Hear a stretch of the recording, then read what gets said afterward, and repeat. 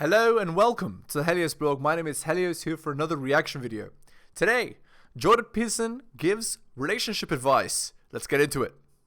The reason she's alone is because she's difficult. Women are not accepting the bare minimum. Women fuck men they respect. All the women who say things like, I'm strong, independent, I don't need no man, like, y'all impress me. Women just gaslight each other and say what they want to hear.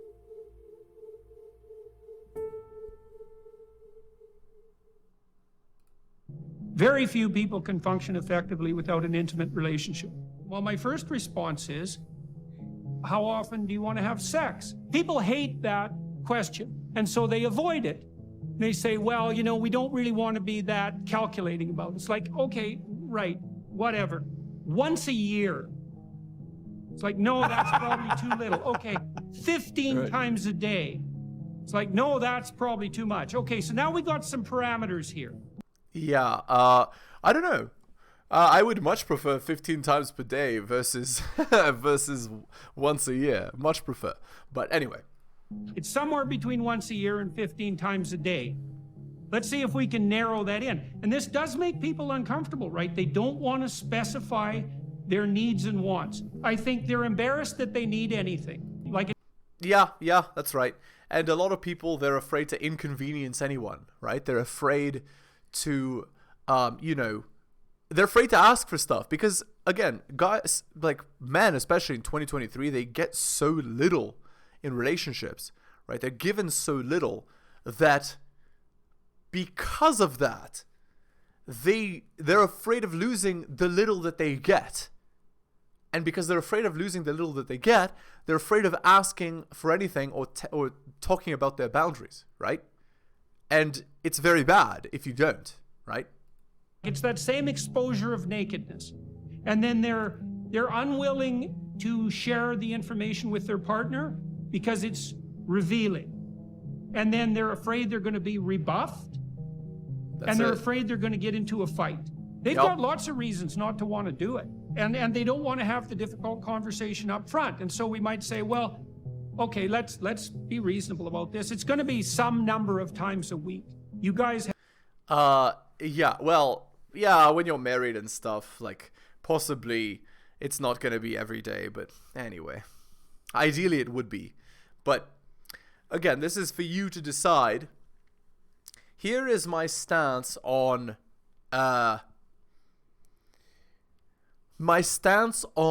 arguments.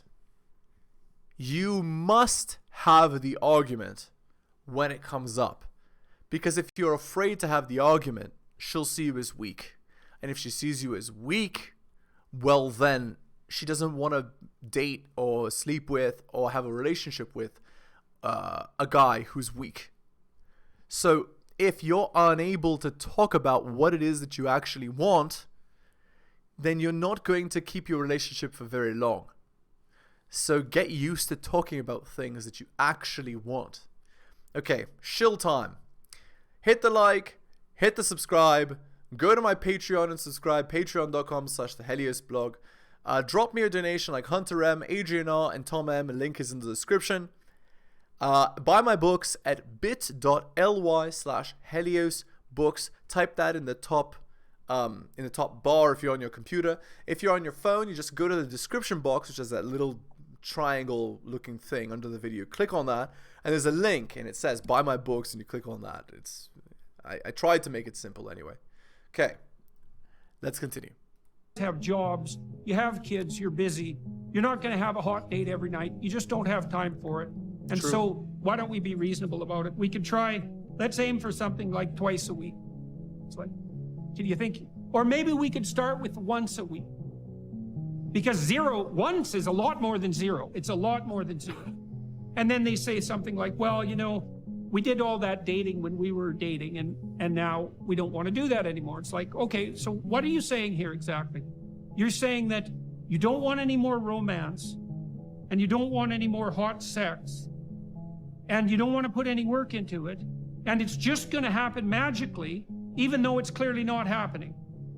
That's your theory. And then let's run that theory out. Okay, so now you have new kids, and it's going to be like that for a few years, maybe till they're 10 or 11.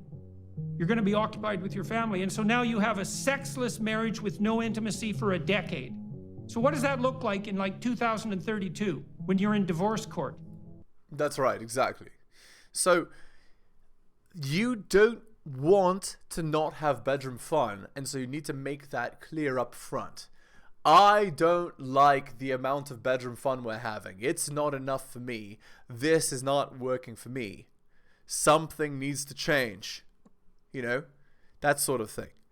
You can have that conversation. You don't have to have it in the tone that I just had it, right? You don't have to say it that way. But you need to make your needs very clear, because if your needs aren't clear, then your partner, wow, I used the wrong word. Okay, then your wife or girlfriend doesn't understand what you actually want. And here's the beautiful thing about saying what you want. When you say what you want, your partner, oh my goodness. When you say what you want, your girlfriend actually knows what you want. And if she knows what you want, she knows where she stands. And if she knows where she stands, it's actually good, right? Because if she is in your frame and wants your approval, which is how it should be, then she knows how to please you. She gives you what you want at the rate that you want it. And because it's so clear and easy, it's no problem, right? So, of course, you don't want to do this because it requires difficult negotiation. But how would you like to have your marriage deteriorate into hell over a 10-year period? That's right. How does that sound as an alternative? It's like, well, yeah, it's exactly right. And for men, not having bedroom fun is hell. Men need bedroom fun for a stable mental state. So if you're not having bedroom fun, there is no relationship. So what? The girl wants everything out of you that you can give, but no bedroom fun? It's utterly ridiculous, of course. that's not very good. It's like, okay, so which of these two things are you more afraid of? And then when people really think that through, they think, oh yeah, well maybe, I could take the risk of making what I want known. Indeed. And then, okay, so now you specify it. Well, a date, which night, how long? Are you going to find a babysitter? Are you going to do this every week? Who's going to be responsible for what in relationship to this date? All these details have to be negotiated. And then we remember, by the same logic that we've already employed, if this is 2 hours a week, then that's 15% of one day. That's another 5% of your life. And it's the intimate part of your life. And if you got that right, my God, you might be a much happier person. And so that's another one of the only 25 things you have to take care of to set your life up. Yeah, it's true. That's right. This is the way. That is actually the way. But I mean, you said, why are people afraid to do this? Is they're afraid to show their vulnerability. Man. Yeah. They don't trust their partner. They don't know how to negotiate. They don't even know what they want themselves. Like, it's not that easy for someone to admit that they need any physical attention at all. Even. Yeah. Actually, again, I've already made the argument, but the reason why I believe that men are afraid to talk about what it is that they actually want is because they're afraid that if they do and they have this argument, they're going to lose the only girl they've ever got. Or, one of the only 3 girls they've ever got. Which is why, again, I think that before you ever get into a serious relationship, you need to be older. And not only do you need to be older, you need to have bedroom fun experience, right? You need to have been in a few relationships to understand how they go and what you're supposed to do, right? You can't just go with your first girl, you as a guy, and expect everything to go well. No, you need quite a bit of experience with girls to understand what to do. Even though everyone obviously does. Because you're putting yourself on the line then. And that is the definition of intimacy in some sense. How do I make myself into the perfect date? You answer that question, and you will not have any problem answering the previous question. It's like, what do I want in a partner? If I offered everything I could to a partner, who would I be? Yeah. And not to a partner, to my girlfriend or to my wife. And no, it's absolutely true. If I offered everything I could. So again, you as a man in unfortunately, you are prized based on what you can provide. And I don't just mean money. I mean your physicality, your ability to have bedroom fun, your ability to plan and make dates, your ability to just have normal relationship management, your ability to set your boundaries. Did I already mention physical fitness? Your charisma, your friends, all of that lifestyle that you're able to provide, that is what you're judged on. That's what you're loved for. So the more you're able to give, the more attractive you are as a prospect, right? The more value you're able to give, the more valuable you are, right? So it's not just being physically fit and tall, it's physically fit and tall with a good job. You can do stuff, you can buy stuff, you can go places, you can, you're good in bed, you have good charisma, you have friends that love you, you have family that loves you, all of that, all of this, all together. That's what it is. Keep that in mind. You work on that. Ask that question. Just ask. Just ask yourself, okay, I have to be the person that women would want. That's right. Okay, what do they want? Okay, I'll tell you. What do women want? They want a winner. Above all else, they want a winner. Taller, stronger, fitter, faster, more charismatic, more friends, more money, better than them in every single way. Women want the man. Women want the man that men want to be and other women want to sleep with. That's what women want. They want a winner. They want Christian Grey from 50 Shades of Grey. They want the werewolf. They want the vampire. They want the pirate. They want the prince. They want the CEO. That's who they want. So embody one of those men. Clean, that's not a bad start. Reasonably good physical shape. So healthy. The bad boy, the cool boy, the commitment phobic boy. Productive, generous, honest, willing to delay gratification. So you dance with a woman. It's like, what's she doing? What are you two doing? Well, it's a pattern. There's patterns happening around you. That's the music. Patterns of being. That's the music. Now, can you align yourself with the patterns of being gracefully? That's what she's checking out.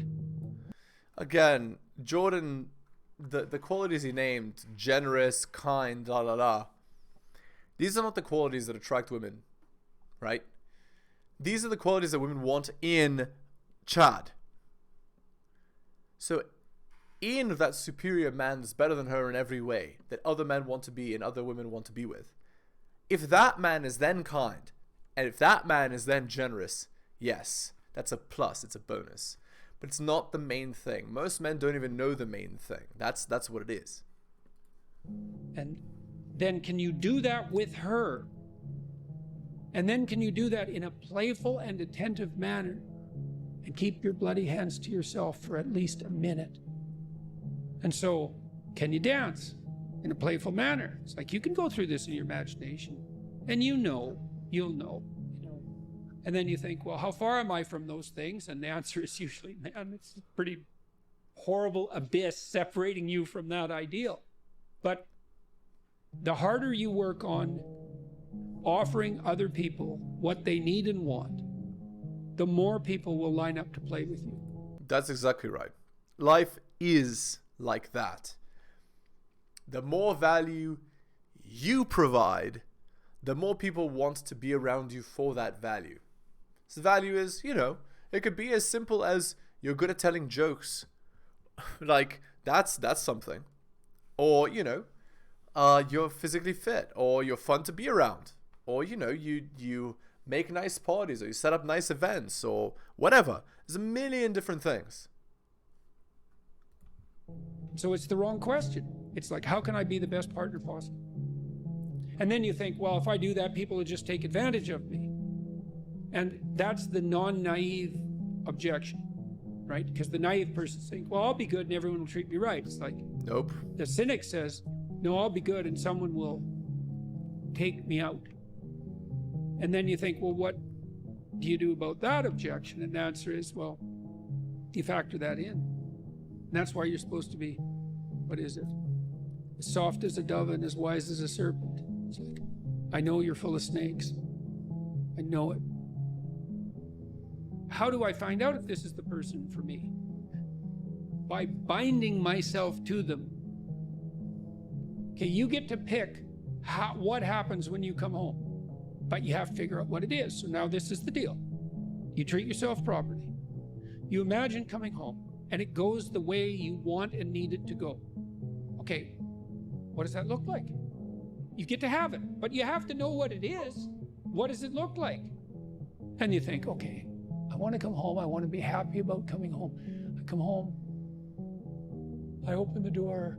I say, hello, honey, I'm home. My wife says, hi, it's so nice to hear your voice. She comes up.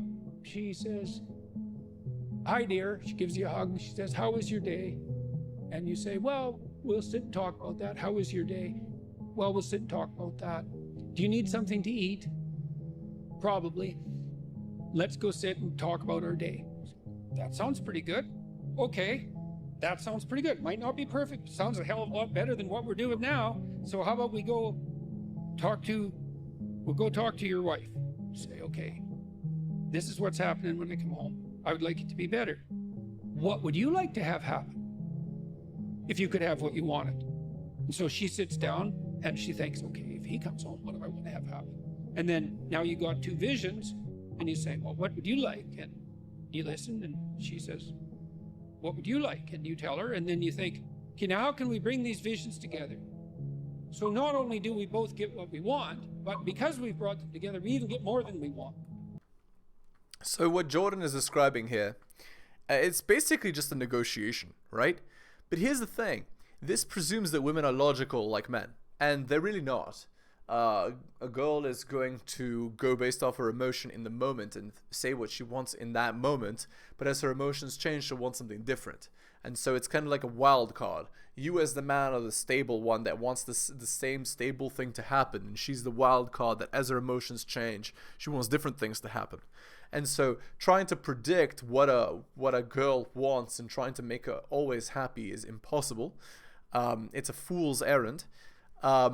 But, you know, a lot of guys get lost in the process of trying. All right, let's read this article. Actually, it's a chapter in Rollo's book. It's called Appreciation, from Rollo Tomasi's book, The Rational Male. I've had a fantastic marriage for over 17 years now, but I'm not going to sugarcoat the fact that marriage involves life-changing sacrifices for men that no woman will ever fully understand or appreciate. After digging 4 chapters in here, the idea that I may be averse to the institution of marriage would follow. I realize this and I've dealt with it enough on my blog and more than a few community forums, but for the record, I'm not anti-marriage. I'm anti-uninformed, Pollyanna, shoulda saw it coming, oneitis fueled, shame-induced, bound for bankruptcy, scarred my children, damaged my life marriage. Woman loves you when she takes you for granted. That sounds odd, I know, but it's when she's not fawning all over you and you're in your 10th year of marriage and it's just part of everyday conversation. Okay, love you, bye is at the end of every phone call. You're not thinking about it because you don't need to.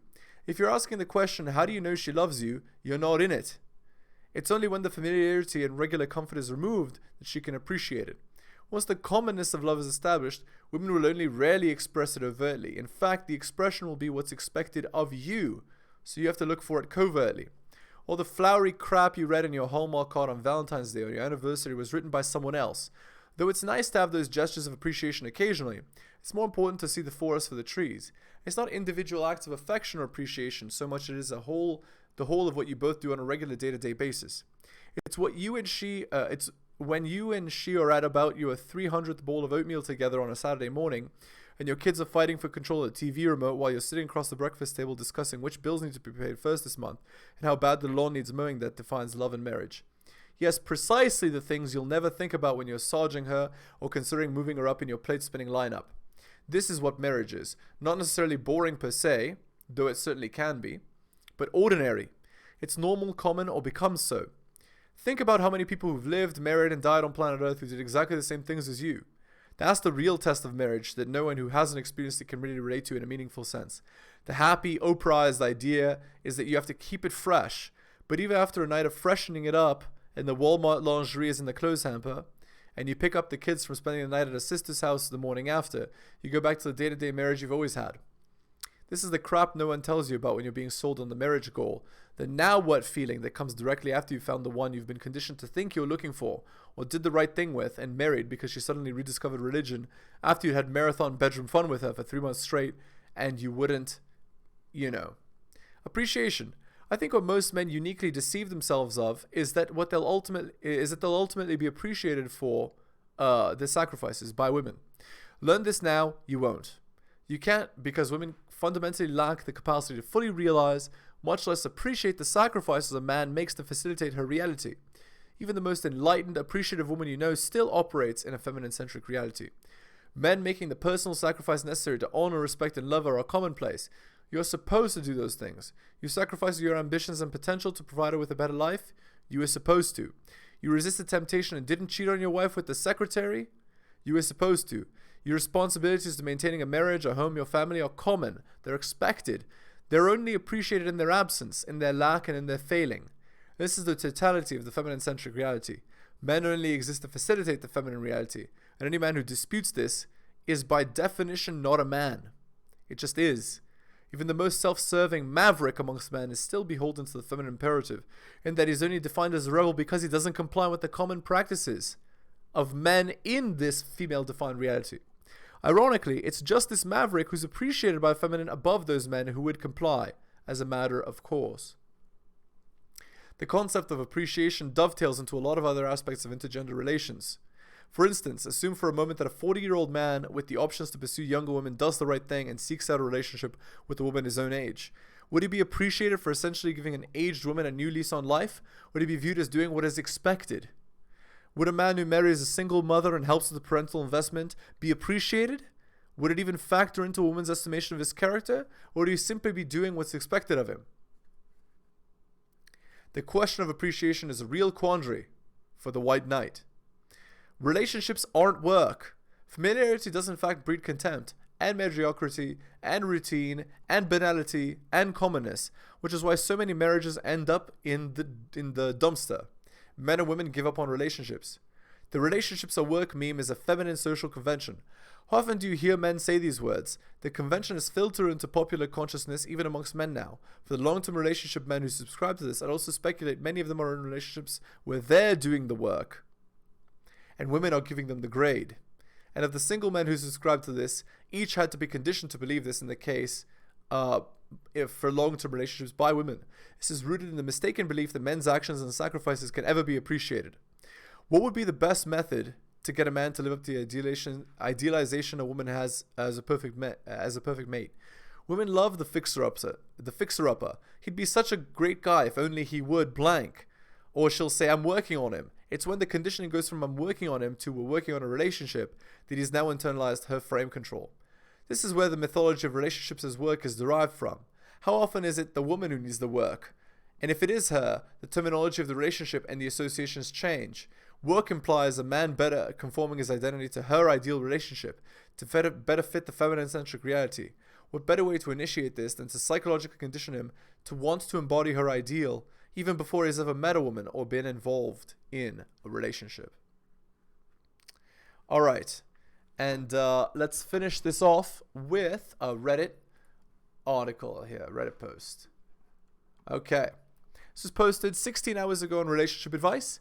My boyfriend, so she's 21, he's 23, rated my looks, and I'm deeply uncomfortable. Me and my boyfriend had a casual phone call talking about everything and nothing. You know, typical couple stuff. We were talking about this, about his cat. I called her chubby and he said, no, she's not fat. So I responded that I didn't think she was fat. She looks adorable with a hint of squishy chub. He then again said, no, she's not fat. She's perfect. So of course, me having a words of affirmation as a really important love language, excitedly asked him, am I perfect? Do you think I'm perfect too? I was hoping for an over-the-top response like, yes, you're my princess and the most perfect woman I've ever met in my entire life. Yeah, she wanted to be flooded by praise, which, by the way, if you're constantly giving her this, then it becomes common and she doesn't appreciate you, by the way. He took my question seriously and said, you're a 7 out of 10. What? Where'd you get that number from? You know the scale. Yeah, I know, but based on what? Looks. Your looks are a 7 out of 10. My mind went blank at that. I didn't know what to think. I know I'm not the embodiment of perfection, but I'd expect him to, well, be more attracted to me. 7 is not a low number, but when it comes to the person you want to spend your life with, it's disappointing. But it got worse. He went on to say that my personality also is a 7 out of 10, only to immediately regret it and change it to 6, because you need to be more confident. Don't take what I said personally. I was dumbfounded. How am I supposed to be confident and not take it personally when my boyfriend, the person that I want to say yes to spending my life with one day, casually rates my looks and personality without me even asking? No one has ever rated my looks like that before. I've determined whether or not people were attractive to me, but I've never assigned a number to them. Who does that? He called it brutal honesty, but in that moment he just seemed cold to me, void of feelings and compassion. Besides, 6 out of 10 personality is way too low considering I'm his girlfriend. I'm hurt over this. I don't know what he is by the world standards, but to me he's an easy 10 out of 10 across the board. But this is just one sign among many others that he probably doesn't like me as much as I thought he did. Okay. Yeah. It's actually good that he likes her less than she likes him. But anyway, let's look at the top comment. Wow, let's leave it at brutal. I assume you're ending the relationship? You'd be settling for him if you stayed. You need someone who's enthusiastic about you as you are about them. Brutal honesty is often just cruel. Please rate him as 1 for single. That's funny.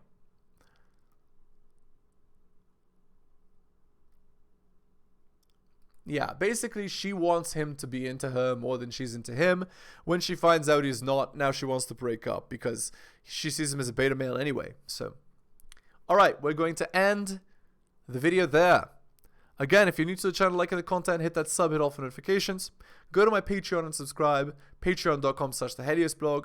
Again, it's patreon.com/theheliosblog.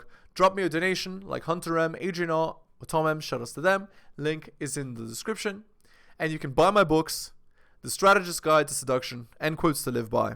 You can buy them at bit.ly/theheliosblog. Again, it's bit.ly/theheliosblog. Thank you so much for listening to the end. I really do appreciate it. Take care of yourselves, guys, and I'll see you next time.